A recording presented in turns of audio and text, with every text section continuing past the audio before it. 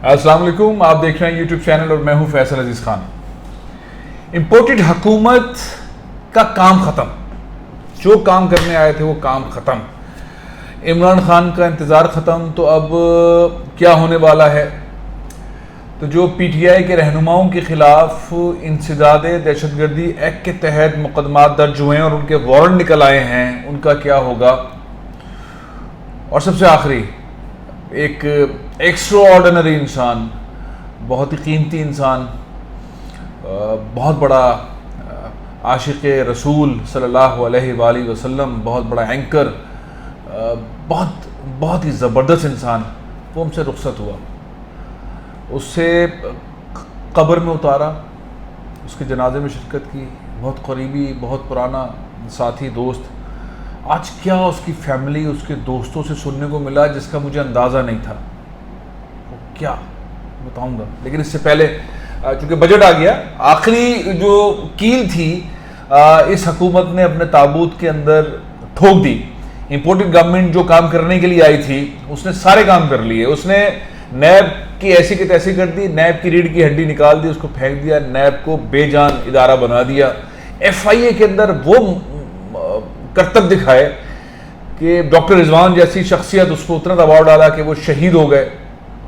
مقصود چپڑاسی Dubai کے اندر اللہ کو پیارا ہو گیا، جو تحقیقات کر رہا تھا اور جس نے ثبوت دینے تھے، جس کے اکاؤنٹ میں اربوں خربوں روپے تھے، وہ اللہ کو پیارا ہو گیا۔ بہت سارے شواہد مٹا دیے گئے، جو 2010 سے 2018 کے درمیان مقدمات قائم تھے، جو مسلم لیگ نون کے خلاف پاکستان پیپلز پارٹی نے درج کروائے تھے، اس کے سارے شواہد آہستہ آہستہ نپٹا دیے گئے۔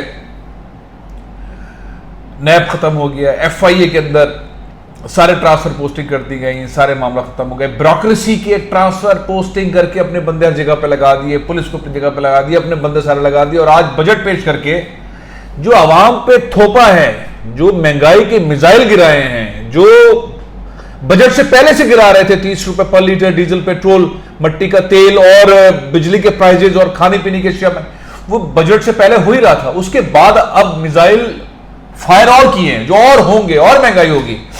لیکن یہاں پہ انہوں نے کیا کیا؟ اپنے ان آفیسر جن سے الیکشن ریفارمز جو کی گئی ہیں اس میں ان سے مدد لینی ہے، ظاہر ہے کہ سرکاری افسران الیکشن کرواتے ہیں، ان کی تنخواہوں میں اضافہ کر دیا۔ یہ بجٹ کے اندر نہیں لکھا ہوا، اس طرح سے ڈھونڈنا پڑا ہے۔ مزمل اسلم صاحب نے ابھی تھوڑی دیر پہلے بول کی ایک ٹرانسمیشن کے اندر کوٹ کیا ہے کہ 100 سے 150% تک اعلیٰ سرکاری افسران کی تنخواہوں میں اضافہ کیا، یعنی کہ جب آپ ان کو مراد دے دیں گے، ویسے تو تنخواہوں میں اضافہ 15% تک کیا، لیکن بعض ڈیسیجن میکر جو بیوروکریسی ہے، جو اسٹیٹ بیوروکریسی نہیں ہے، ظاہر ہے کہ پولیٹیکل بیوروکریسی ہے مسلم لیگ نون کی اور دیگر پارٹیز کی، ان کے تنخواہوں میں، ان کی مراد میں، ان کی فیول میں، ان کی ساری لیوش زندگی جو ہے اس میں 100 سے 150% تنخواہوں میں اضافہ کیا ہے۔ مزمل اسلم کو کوٹ کر رہا ہوں، میں ڈھونڈ رہا تھا، میں نے اپنی ٹیم سے پوچھا، ہم اس پہ لگے ہوئے ہیں، وہ پرچہ آ جائے گا۔ مزمل اسلم صاحب ایک بہت بڑے ماہر معاشیات ہیں اور پی ٹی آئی کے اسپوک پرسن معیشت سے متعلق شوکت ترین صاحب کا آدھا کام انہوں نے سنبھالا ہوا تھا اور ابھی بھی، تو وہ غلط بات نہیں کر سکتے۔ اگر 100 سے 150% تنخواہ میں اضافہ کر دیا اعلیٰ افسران کی، اگر کسی کی 2 لاکھ روپے تنخواہ ہے تو اس کی تو 2.5 لاکھ روپے اور تنخواہ بڑھ گئی 150% میں، تو اس کی تو 4.5 لاکھ 5 لاکھ تنخواہ ہو گئی۔ اس کو 300-400 لیٹر پیٹرول آ گیا، اس کو بجلی کے بل اگر اس کے 400-500 یونٹ تھے تو 1000 یونٹ ہو گئے، اس کی زندگی تو زبردست ہو گئی۔ وہ الیکشن ریفارمز کے اندر مدد کیوں نہیں کرے گا؟ Election reforms done, NAB done, F I A فارغ، جو لوگ رکاوٹ تھے اللہ کو پیارے، جو باقی رہ گئے وہ بھی اللہ کو پیارے ہو جائیں گے۔ جس طرح سے یہ موو چل رہی ہے، میں پہلے سے کہہ دیتا ہوں انا للہ و انا الیہ راجعون۔ یہ صورتحال ہے تو ان حکومت کے سارے کام ہو گئے۔ سیریمونیل تھا بجٹ، سیریمونیل سمجھتے ایک تقریب تھی، ایک تہوار تھا، وہ ہو گیا۔ آئی ایم ایف کا بجٹ پیش کر دیا گیا، پیش ہو گیا، اس کے اندر کیا ملا؟ ہر چیز میں ٹیکس۔ ایک موٹی سی چیز سامنے آئی ہے، وہ دکانداروں کو فکس ٹیکس دے دیا ہے، بجلی کے بل کے اندر نکل کے آئے گا۔ وہ جو دکاندار ٹیکس دیا ہی نہیں کرتے تھے وہ کچھ ٹیکس دینا شروع کریں گے، چلے وہ عمران خان اور ان کی پرانی سیٹ اپ کی چیزیں تھیں، لیکن بہرحال وہ اچھا ہوا۔ لیکن وہ این آئی سی والی چیز ختم کر دی، وہ ٹرانسپیرنسی والی چیزیں ختم کر دی۔ میں بجٹ کے اوپر ابھی بحث میں نہیں کرنا چاہتا۔ ساتھ ہی انہوں نے انسداد دہشت گردی ایکٹ کے تحت پی ٹی آئی کے MNAs MPAs کارکنوں کے خلاف مقدمات کا سلسلہ جاری کیا ہوا ہے. ابھی وارنٹ جاری کیے انسداد دہشت گردی ایکٹ کے تحت. پنجاب کے رکن اسمبلی اس میں ڈاکٹر یاسمین راشد صاحب ابھی شامل ہیں, کینسر کی سروائیور ہیں, بہت ہی نفیس خاتون ہیں. ان کے خلاف انسداد دہشت گردی ایکٹ کے تحت مقدمہ, ان کے وارنٹ جاری ہوئے ہیں, ان کو پنجاب پولیس گرفتار کرے گی. اب یہ میں نے آپ کو ایک اوورال منظرنامہ بتایا کہ جو ہم 2 مہینے سے بھگت رہے تھے امپورٹنٹ گورنمنٹ کو, اس نے یہ سارے کام کر لیے, بندے مارے, اپنے شواہد ختم کیے, یہ کیا وہ کیا. مفرور جو تھے وہ آ کے ٹرکی کے اندر بیٹھے, سلمان شہباز صاحب وزیر اعظم کے ساتھ, جو پاکستان آئے تو گرفتار ہو جائے, کسی بھی ایئرپورٹ پر اترے گا گرفتار ہو جائے گا, لیکن وزیر اعظم کی برابر والی سیٹ کے اوپر بیٹھ کر اس نے رجب طیب اردوغان کا ڈنر اٹینڈ کیا. اس سے پہلے حسن اور حسین صاحب وہ جو کہتے ہیں ہم پاکستانی ہی نہیں ہیں, وہ سعودی عرب کے بعد محمد بن سلمان والے ڈنر اور لنچ کے اندر شریک ہوتے رہے.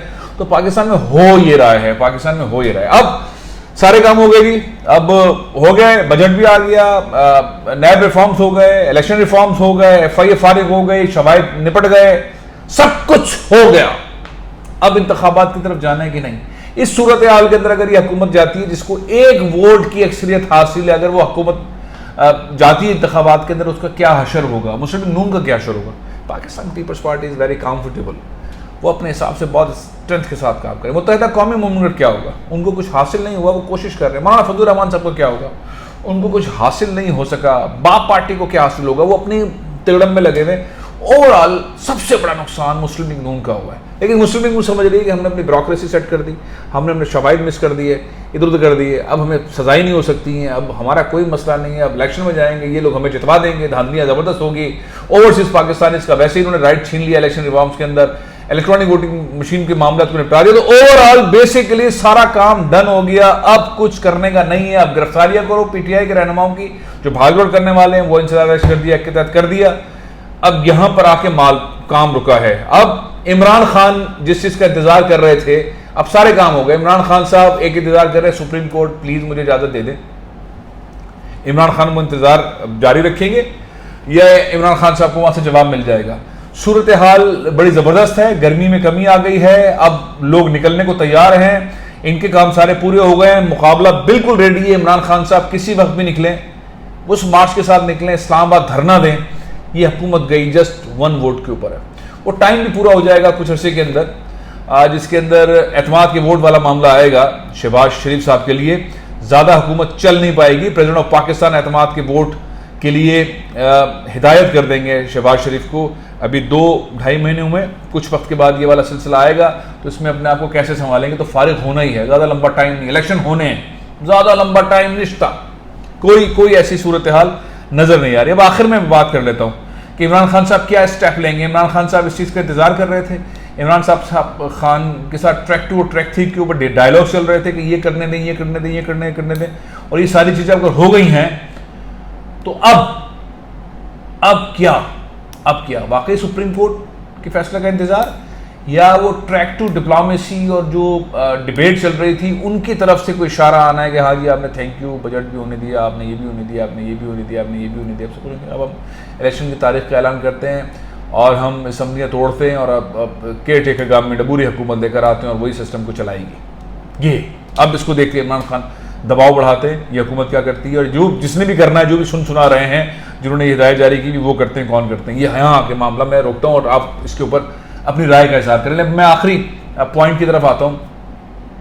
سب سے اہم پوائنٹ, ڈاکٹر عامر لیاقت حسین اللہ کو پیارے ہو گئے, آج ان کی تدفین ہو گئی.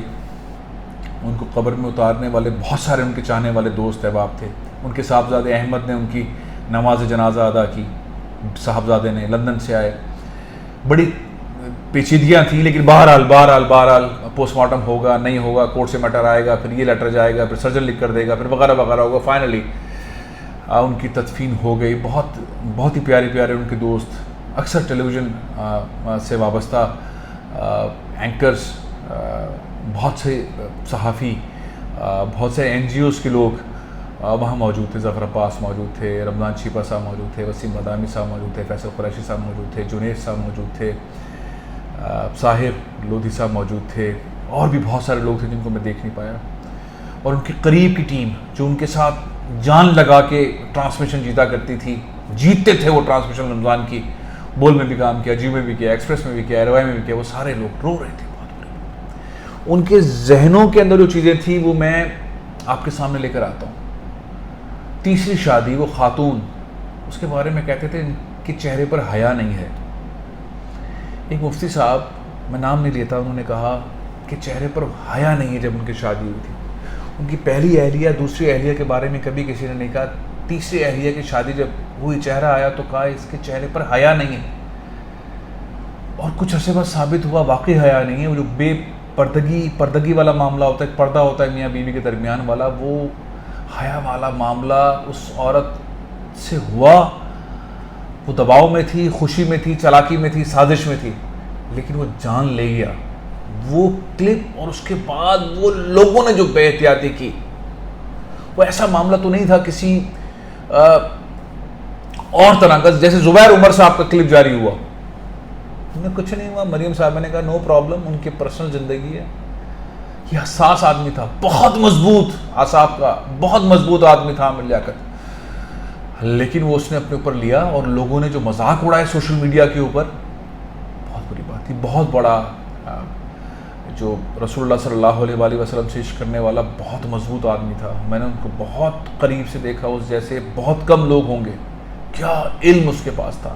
ہم اس کی نگیٹو چیزوں کو چھوڑیں, اس کی جو پازیٹیو کنٹریبیوشن ہے خالی اس کو گنیں. ایکسٹرا آرڈنری پاکستان میں نہیں کر سکا کوئی.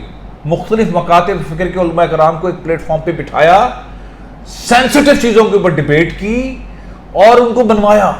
اس وقت ہم شیعہ, سنی, اہل حدیث, بریلوی قتل و غارت میں پھنسے ہوئے تھے. انڈیا پیسہ لگا رہا تھا اور پتہ نہیں کون پر پیسے لگا رہے تھے. ہمارے علماء کرام شہید ہو رہے تھے. اس دوران اس نے سب کچھ کیا. بڑا قابل آدمی تھا. ایک تو یہ کہ یہ جو میں نے آپ کو بتایا حیا والا معاملہ, میرے دل کو بھی لگی یہ بات. اللہ جانے, آپ فیصلہ کیجیے. دوسرا یہ تھا کہ عمران خان صاحب نے میرے ساتھ اچھا نہیں کیا. انہوں نے اپنے بہت سارے دوست احباب سے کہا, میرے ساتھ 2-2.5 مہینے سے وہ رابطے میں نہیں تھے. ویسے رابطے میں رہتے تھے, ناراضگی, غصہ.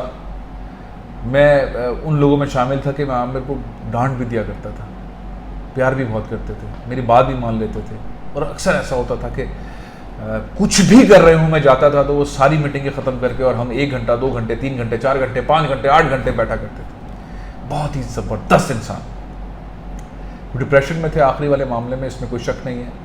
یہ حیا والا معاملہ ان کی تیسری اہلیہ کی جانب سے, اور وہ کلپ, اور اس سے وہ بہت پریشر میں تھے. لیکن ساتھ ساتھ ایک اور دباؤ بھی تھا ان کو, وہ سیاسی دباؤ میں تھے. اور وہ یہ تھے کہ میں نے بہت مشکل سیٹ پی ٹی آئی کو جیت کے دی کراچی سے, اور میں بہت کچھ کر سکتا تھا. میں بہت بولنے میں, کون نہیں مانے گا کہ وہ کس انداز میں بول سکتے تھے اور کس طرح بولتے تھے. کہ وہ ترجمان اگر پی ٹی آئی کے بن جاتے اور کراچی کے معاملات کو دیکھتے, فیڈرل معاملات کو دیکھتے, تو آپ کے خیال میں کوئی مسلم لیگ نون میں یا کسی اور جماعت کے اندر اس مقابلے کا ترجمان ہوتا؟ جو ترجمانی کرتے پی ٹی آئی کی عمران خان کے. تم نے کہا مجھے ترجمان تک نہیں بنایا, مجھے وزیر نہیں بنایا, اہل محلوں کو بنایا, مجھے نہیں بنایا. میرے پاس تجربہ تھا, مجھے اسٹیٹ منسٹر بنا دیتے مذہبی امور کا, میں نے کام کیا ہوا تھا, میں حج وج ایسے زبردست کر کے دیتا. انہوں نے یہ باتیں کی اور یہ باتیں دل کو لگتی ہیں.